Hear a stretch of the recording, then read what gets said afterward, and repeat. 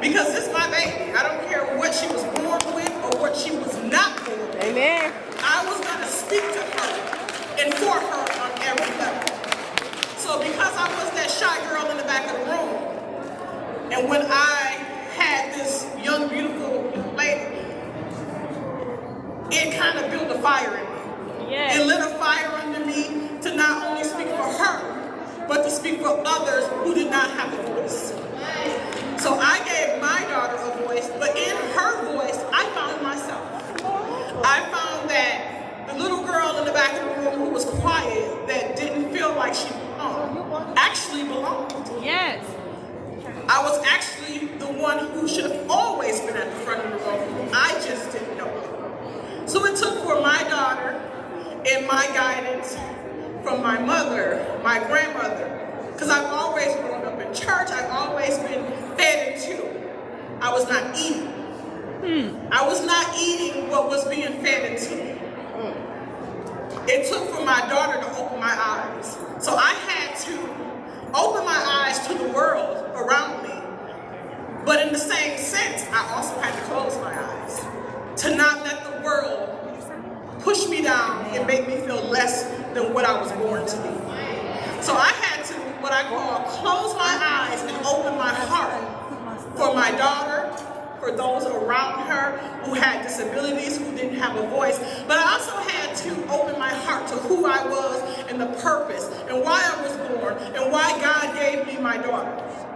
Because of course my daughter has a disability, and one of the obstacles I faced was not only sitting in the back of the room, but it was having a child with a disability, which we don't dream of. But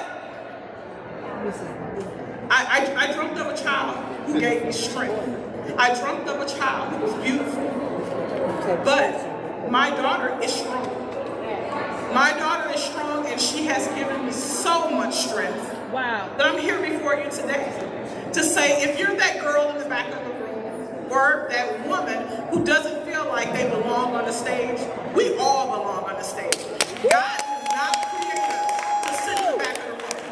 God did not create us to walk on the sidelines. He created us, and each and every one of us have our own purpose. I'm not like you, you're not like me. We all are designed individually for a reason. My purpose that I feel, because I had a child with a disability, was to speak for those individuals with disabilities, but not just for those individuals with disabilities, but for those people in the back of the room that feel like they don't have a voice. Yes. A voice is very important. Whether it's knocking on a door for voting, whether it's speaking for a child with a disability, or whether it's someone teasing a child at school. You know, often in our community, we tend to shy away from speaking up for one another because we're afraid of how someone's going to judge us, how they're going to look at us, what they might say when we leave. But I am that one because I was raised that way. Let them talk. Let them talk. I have a child who has built so much grit in me from walking the streets of Saginaw, starting Heart of the City. I started Heart of the City because my child did not have a voice, and I felt like our school system was failing in a lot of areas. And it wasn't because they weren't educated. We have great educators, but in some instances, they are afraid to speak. And it may not be they don't believe, be it's threatening their income. It's threatening their income. Many times we don't speak up because they're threatening our jobs. We don't speak because our friends may disown us or our families. But sometimes we have to step up and step out. We have to step up and step out at all costs.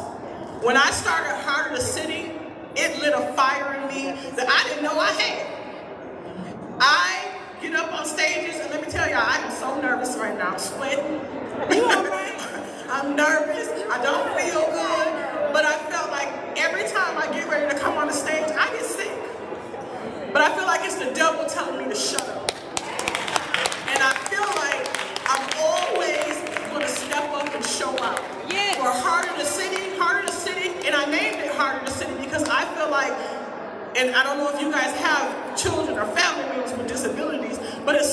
about those individuals with disabilities, they have a heart that we don't understand.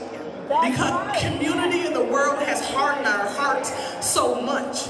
My daughter has a heart of gold, and she has taught me to look beyond the physical, look beyond what a person has, and to love them where they are and for who they are, no matter what.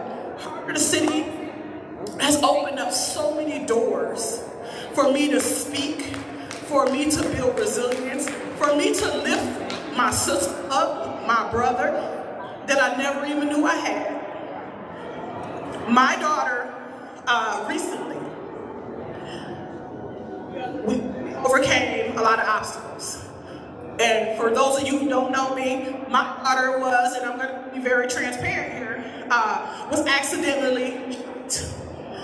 My daughter has a disability.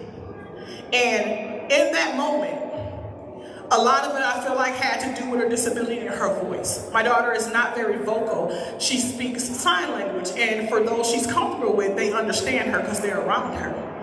But through her disability, this incident occurred, but through her disability, she never hated. She asked for the individual.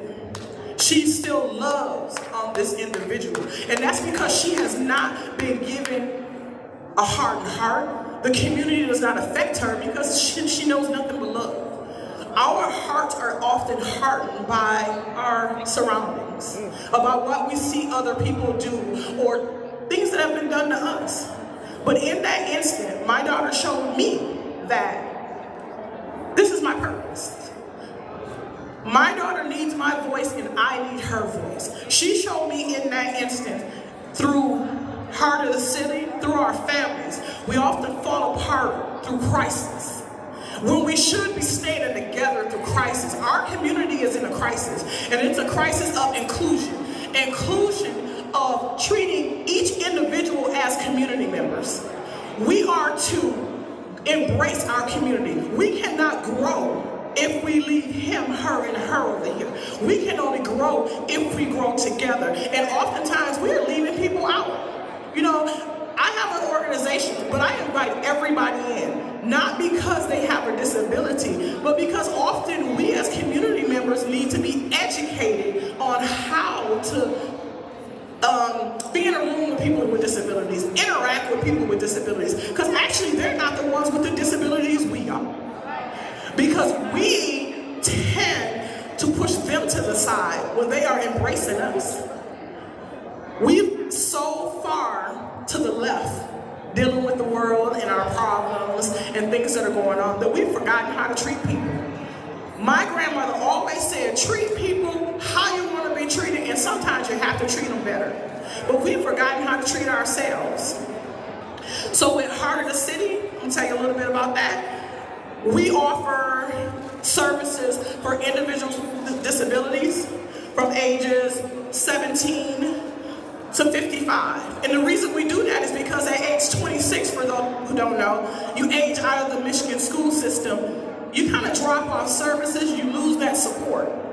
And when my daughter graduated, I started this 2 years before she graduated. I promised myself and my child she would have a place to go. She would have a place to continue her education. Why would we build a child up in the school system, give them all these tools to get out into the world and grow?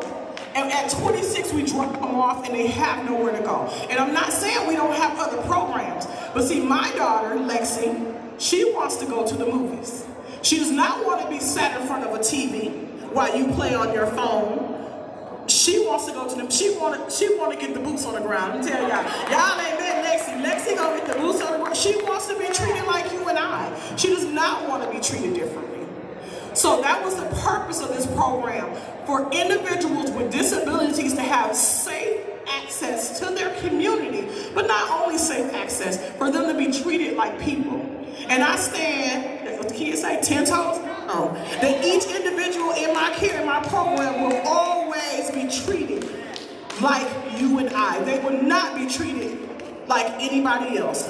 They are individuals. We need to meet them where they are.